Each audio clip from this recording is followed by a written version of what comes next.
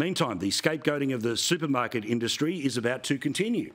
Now, we know there was the changes and the announcements that were all happened yesterday. And again, these are not perfect companies. There is no such thing. But the idea that these are the people holding Australia back, please. What about the policies of the government that just last year in the budget increased the taxes? Well, a show trial is about to happen with the CEOs of the supermarkets having to turn up to a grilling of senators.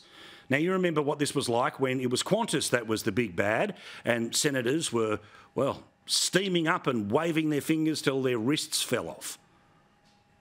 You're not denying that the Prime Minister had a conversation with you about Chairman's Lounge membership for any of his family?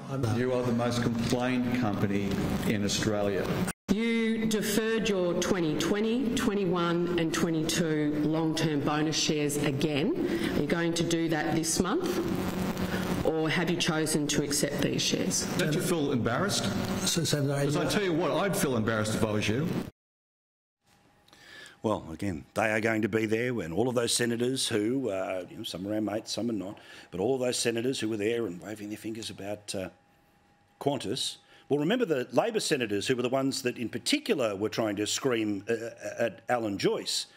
Well, they all voted against the inquiry continuing into the problems with the company. Why? Because they got their man, they got their scalp, which means, of course, it wasn't that serious. As no doubt it will be the great finger-waving exercise that we will be seeing in the next week about the CEOs in supermarkets and senators holding up an example of something that used to cost this and used to cost that.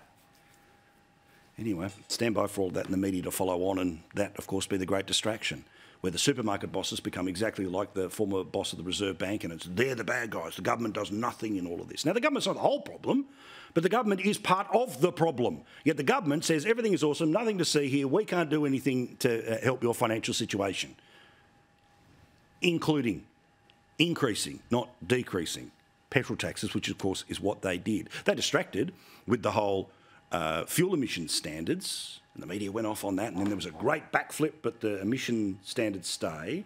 The price disincentive is just slightly lower, and all of the dates still apply, which means the scheme still stands.